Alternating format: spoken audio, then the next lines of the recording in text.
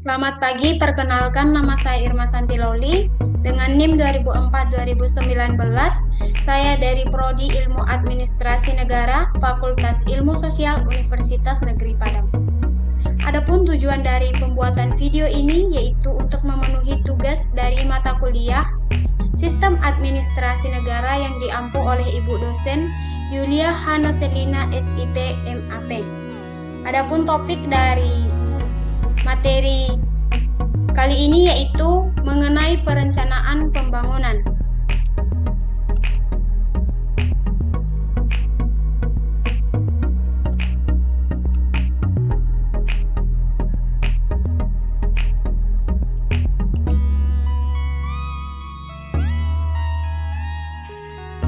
Baiklah, saya akan menjelaskan perencanaan pembangunan merupakan suatu pengarahan pembangunan untuk menghasilkan rencana-rencana pembangunan dalam jangka panjang, jangka menengah, dan tahunan yang dilaksanakan oleh unsur penyelenggara negara dan masyarakat di tingkat pusat maupun daerah.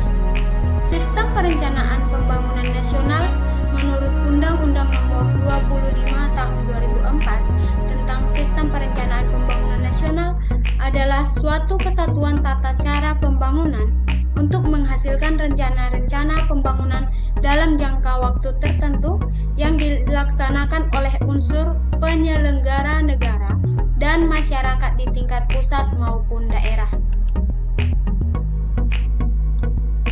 Ada 5 tujuan perencanaan pembangunan menurut Undang-Undang Nomor 25 Tahun 2004, yaitu yang pertama, mengkoordinasikan pelaku-pelaku pembangunan.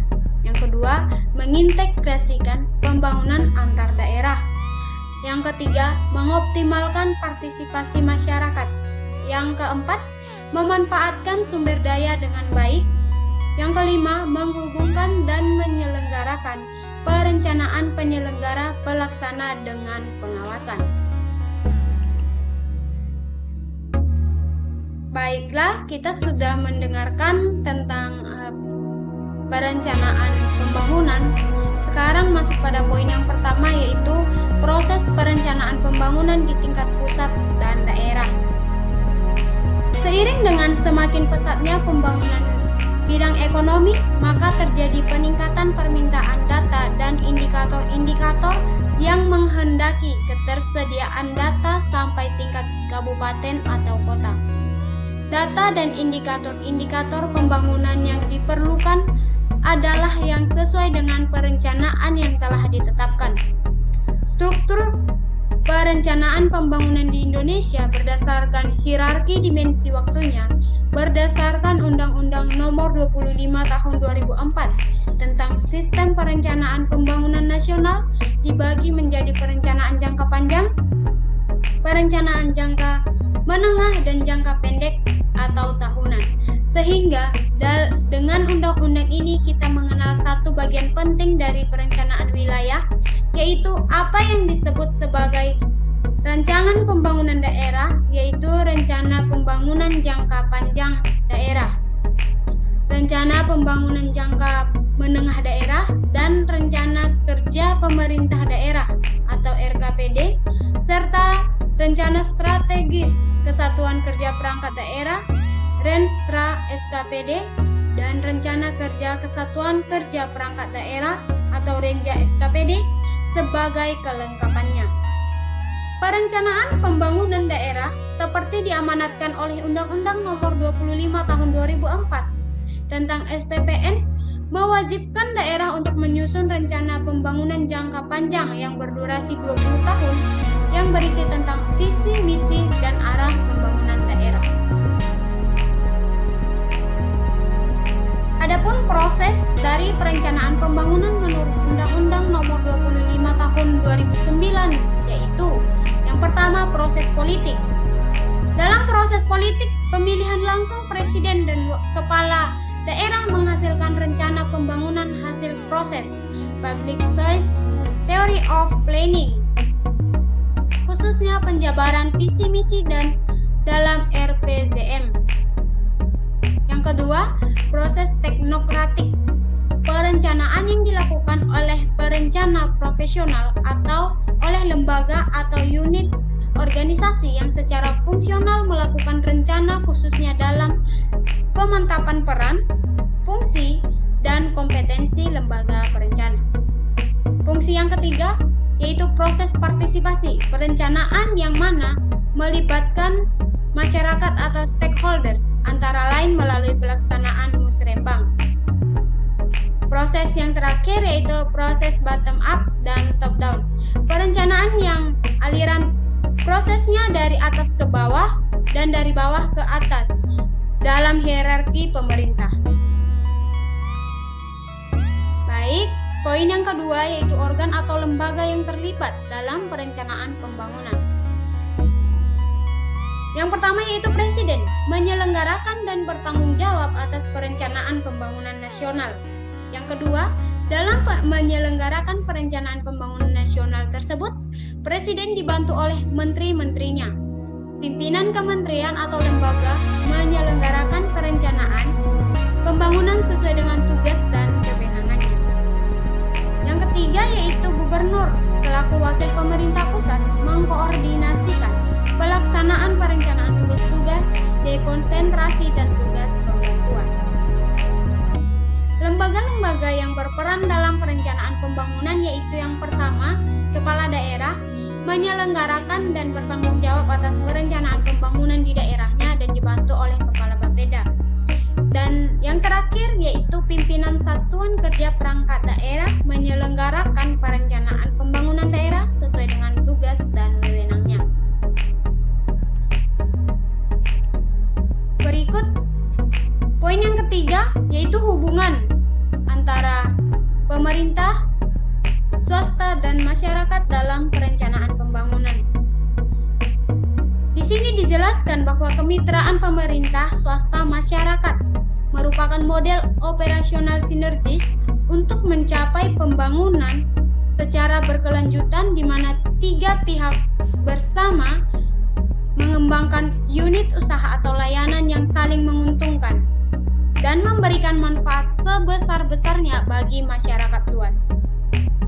Dalam kerangka tersebut, sektor swasta akan mendapatkan keuntungan dalam jangka panjang dengan inklusivitas berimbang antara rantai produsen dan konsumen, serta publik akan mendapatkan keuntungan dengan tambahan sumber daya dan nilai investasi serta keterjaminan partisipasi dan kepemilikan para pihak. Sedangkan masyarakat akan memperoleh manfaat dengan perolehan keterampilan, pengetahuan, dan teknologi baru. Panabulu meyakini bahwa model kerjasama dan kemitraan antara pemerintah, swasta, dan masyarakat akan menjadi pendekatan terbaik untuk mencapai pertumbuhan inklusif dan pembangunan yang adil serta berkelanjutan. Selanjutnya, program akan mendorong formulasi dan memfasilitasi terbangunnya kesepahaman, kesepakatan, serta dukungan bersama bagi rencana pembangunan dari pemerintah, sektor swasta maupun masyarakat sipil. Pada saat yang bersamaan, Panabula juga akan mendorong praktek-praktek pengelolaan terbaik diselenggarakan pada masing-masing sektor. Model kemitraan pembangunan tersebut akan dikembangkan pada skala pengelolaan yang paling kecil, mulai dari skala desa hingga tingkat kabupaten atau kota. Secara konkret, program akan mendorong terbangunnya dialog antara masing-masing pihak melalui riset dan kajian, seminar atau lokakarya, forum dialog, implementasi model kerjasama di tingkat lokal, dan memfasilitasi terbangunnya kesepakatan-kesepakatan operasional multi pihak dalam jangka panjang.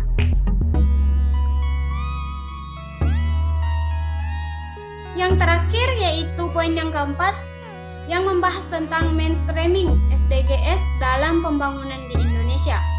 Mainstreaming pembangunan global yang menjadi bagian standar operating prosedur bagi Indonesia dalam melaksanakan setiap agenda global di berbagai bidang pembangunan merupakan cara untuk menjamin bahwa yang pertama, agenda global sejalan dengan agenda nasional.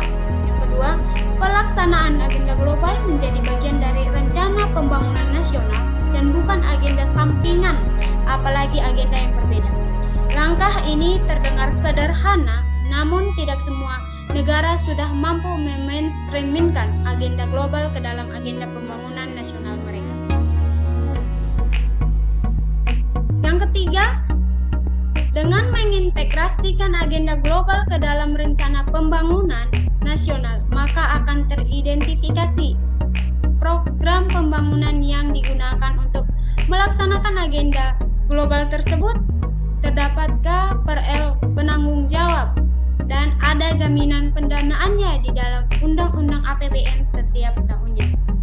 Yang keempat, pelaksanaan agenda global akan dapat dikoordinasikan dengan para pihak dan dengan pembangunan daerah sejak dari tahap penyusunan rencana, pelaksanaan, pemantauan, dan juga pelaporannya. Dengan mainstreaming akan mempermudah koordinasi kerjasama antara internasional yang berkaitan dengan agenda global tertentu. International Partnership mengingat Indonesia sudah mendeklarasikan Jakarta Initiative yang menyatakan bahwa seluruh kerjasama internasional mengacu. Demikian materi yang bisa saya sampaikan. Salah dan janggalnya saya mohon maaf. Semoga materi ini bisa menambah wawasan dan pengetahuan kita semua. Sekian dan